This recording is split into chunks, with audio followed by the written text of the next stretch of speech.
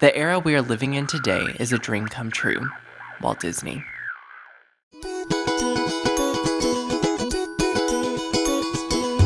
Hello everyone, thanks for listening to Diz Connected, an unofficial Disney podcast of magical proportions. I'm Whit Laxon, your Disney enthusiast host, and coming up... Let me share this whole new world with you. It's an Arabian fable that became a Disney fantasy. I'll celebrate the Diamond Edition Blu-ray release of Disney's Aladdin.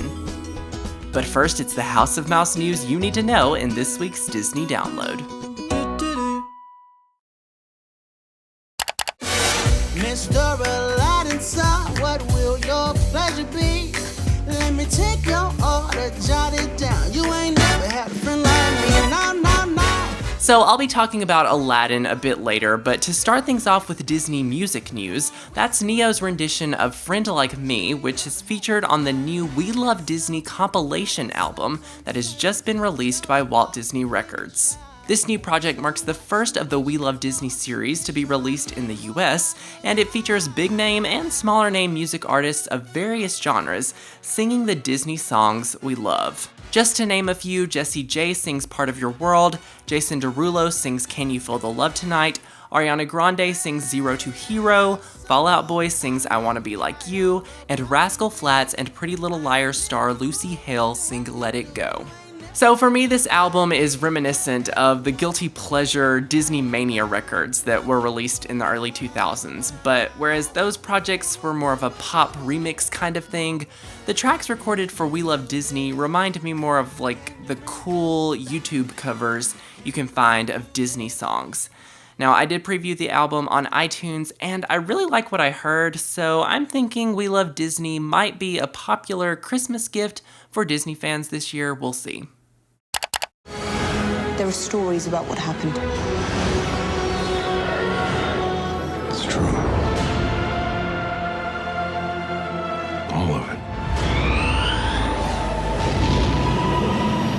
Of course, in movie news, how about that new trailer for Star Wars Episode 7: The Force Awakens? Less than 50 days now remain until this sure-to-be epic Star Wars saga blockbuster hits theaters on December 18th, and for whatever reason, Disney decided to premiere the final full trailer for the film during halftime of Monday Night Football on ESPN. Yeah, a bit odd for the demographic, I would say, but nevertheless, on October 19th, the trailer dropped and tickets for the film went on sale, resulting in what else but an explosion of the internet. The premiere of the film's final trailer actually followed the release of the newest Force Awakens movie poster, neither of which disappointed me. I mean, wow, what a time to be a Star Wars fan and a Disney fan, and just what a time to be alive, okay? I am so excited about this movie, and I can't believe it's finally almost here. We want you to be the voice of Moana in our movie. We really do. We really do. Thank you so much. Well, we're still another year out before the release of Disney Animation's Moana, but casting for the Polynesian film's title character has officially been announced through an interview with People magazine and an introduction video via social media. She's a 14-year-old native Hawaiian, and her name is Ali'i. The introduction video for this newcomer combines family interviews with footage of Moana directors Ron Clements and John Musker telling Ali'i the news that she had landed the film's title role. Now, I love that Disney is casting an unknown for this part, and I think audiences will especially appreciate that the voice behind a South Pacific character is a native of Hawaii. As we know, Ali'i does join Dwayne "The Rock" Johnson for this project, and we'll get to hear both of their performances next November when Moana hits theaters. This is where we break free. Become with us. ABC Family is becoming freeform. Yeah, so in TV news, it has been announced that Disney's popular cable network, ABC Family, will be renamed Freeform in January 2016. The name change will rebrand the channel as a way to better focus on a lineup of original programming that targets a demographic coined by the network as becomers.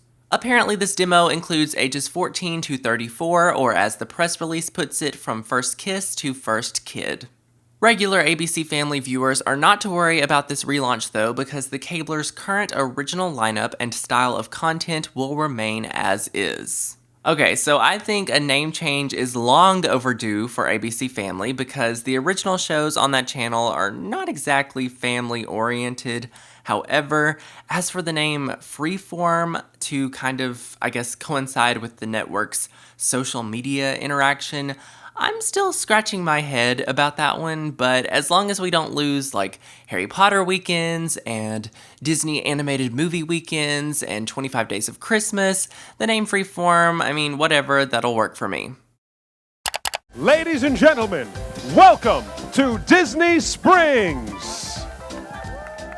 Finally, in Disney Parks news, the area once known as Downtown Disney at Walt Disney World is now officially Disney Springs. The long-awaited name change that pays tribute to a historic Florida spring comes with a revamp and expansion for the area that is expected to be completed by next summer. When finished, Disney Springs will break down into 4 outdoor neighborhoods of shopping, dining, and entertainment experiences. So even though I did not visit this area on my Walt Disney World vacation this summer, it seems to me that the Disney Springs transition has successfully changed the overall atmosphere from, say, maybe night out on the town to small town community gathering or something, I don't know. That's just how I perceive Disney Springs right now, but until I get to experience the new vibe for myself, I'll just say rest in peace to the downtown Disney area as I once knew it.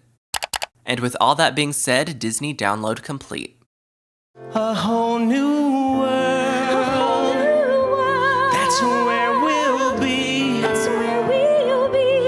thrilling chase. A wondrous place for you and me.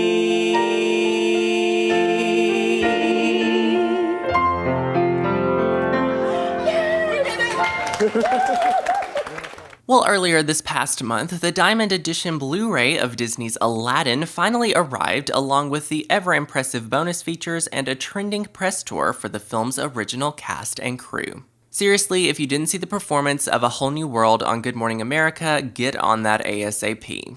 Also not to be missed are the mentioned Blu-ray bonus features, including never-before-seen tributes to the late Robin Williams. And even though it goes without saying, the movie is just as good as ever, which is why I celebrated its Blu-ray debut with Aladdin Week over at Disney_Connected on Instagram. So be sure to check out the content from that special themed week and leave a comment sharing some of your favorite Aladdin-related memories. I know I shared a throwback photo of when I played Aladdin in a local community theater production of Aladdin Jr. back in 2007. I was a pale, blonde, country-sounding Aladdin, but I was Aladdin, and being a part of that show was definitely a highlight of my childhood.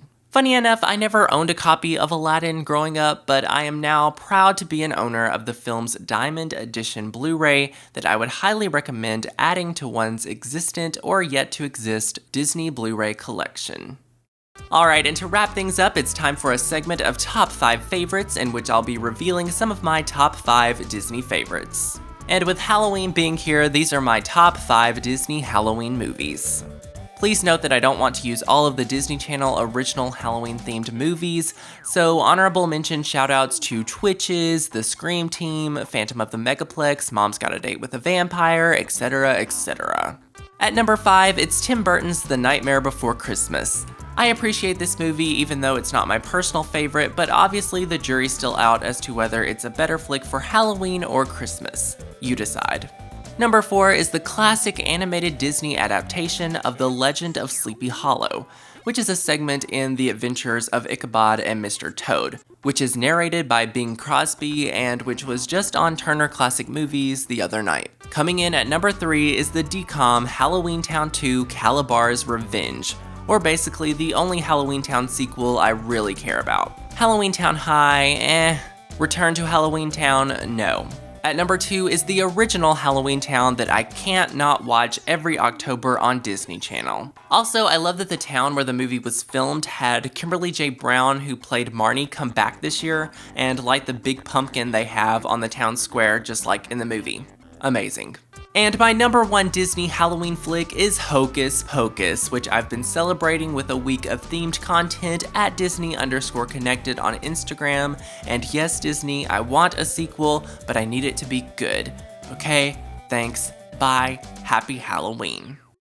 Well, thanks so much for listening to this episode of Diz Connected. Of course, you can check out this podcast on SoundCloud and on my Wit from Wit YouTube channel.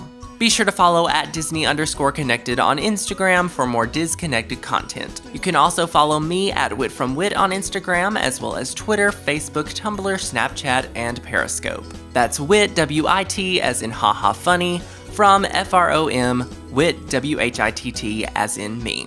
Until next time, have a magical day, and I'll see you real soon, folks.